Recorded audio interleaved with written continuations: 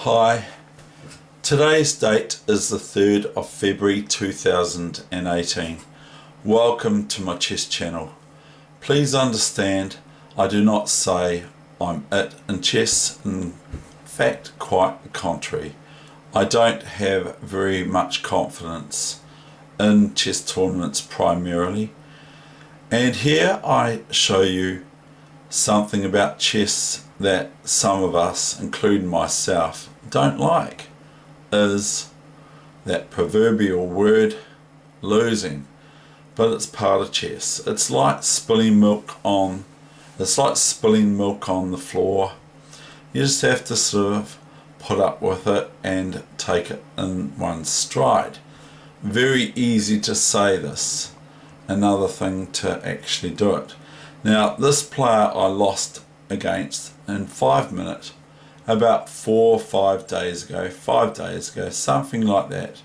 Very strong player, but the score ended up equal. I won the successive game after this. So, but that doesn't stop from the fact that I lost this game. So without further ado, please believe me, we're going to get right into it. And guess what? It's my favourite opening for white, or one of my favourite openings for white, and so that makes it equally worse, or whatever that means. So this is a 5-minute game, and the player I'm playing, I believe, is from China. And maybe I could kid myself here. Maybe my opponent turned the computer on or had some help. But I have to just realise it doesn't really matter, does it? Or does it? So here I've got the Worrell, and I know I say that wrong. Castling D4. Now I've seen just the game I placed on YouTube a couple of days ago that Tal would play here H3. I'll show you. He would just play this move, and that sort of stops Black's ongoing pursuit.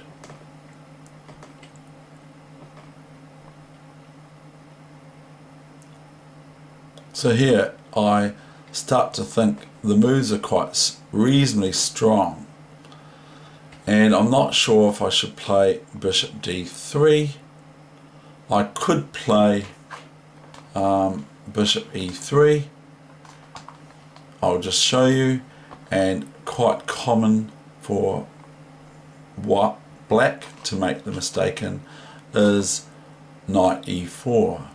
Do you see the basics? Why this isn't the best move in the world? And here I come with the reason. Bishop d5 picks up one of the knights eventually.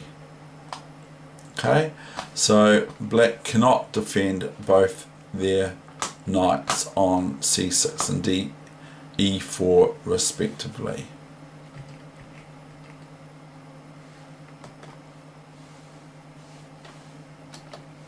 I played bishop d5. Now my opponent lifted my bishop from d5. And this is still quite reasonable until I start. Here I probably make the mistake of maybe thinking I've got a really good position. I actually think here right now that this move is quite good, because it straight away asks the question of the bishop on f6, and probably the bishop doesn't really want to be taken on f6, where the pawns of black would crumble a little bit on the king side. But anyway, I go a little bit loose here, b4. Now I can still play my knight to e4 if I don't have my opponent play knight c4. So I just keep on playing badly, or maybe my opponent just played really well. Knight c4,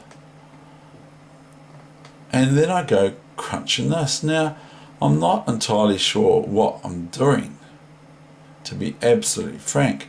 I have to watch out for, if I play bishop e3, this move here, e4, and this is really annoying. I can't play the interpolating moves I'll caught, because this pawn takes knight on f3 immediately attacks my queen, and the only thing I'd have to do here, other than resign, is chomp, and then bishop here, and black has got a huge advantage. Even though I can pick up this pawn, I probably can't go to sleep on the king side because of moves like this and this, which incidentally were moves that black could consider earlier on when I was talking about hitting the bishop on f6 with my knight. Excuse me, with the mouse is being maneuvered. So that's just a little bit of not very interesting analysis there. So I will give you the final moves, and don't worry, it's not long. Now, here I have still a reasonable game, but I believe that if I put the machine on, the machine would say black's got a big plus. If I just take this pawn here, for example, then just here, and queen here look reasonably embarrassing for me, even though I can play f4. But I'm just doing some light analysis. Now, if I do f4 here, then black's got this move, which attacks my queen, of course, and the rook. And so I'll probably, in lightning chess, feel the need to play this,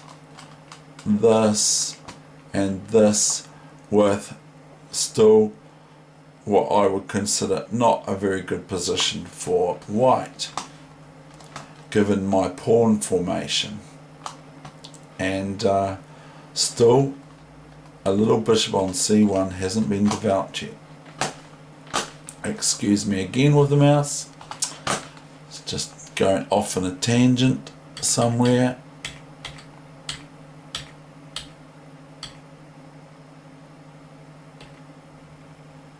So here's the resulting last few moves, which I am not proud of. Obviously the bishop is defended by the queen on c8, so black now eats one of my lovely pawns that I do not want to lose any.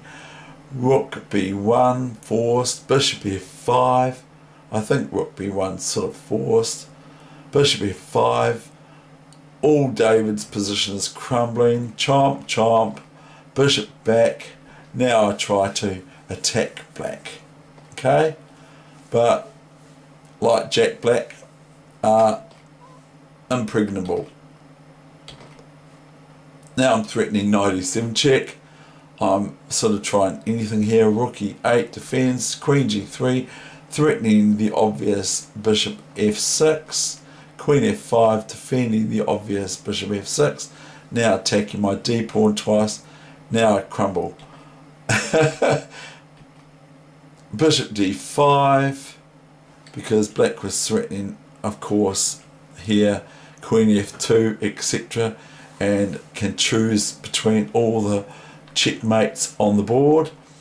Rook f1, bishop d5. Now I'm sort of like tangled what to do, and so guess what I do now?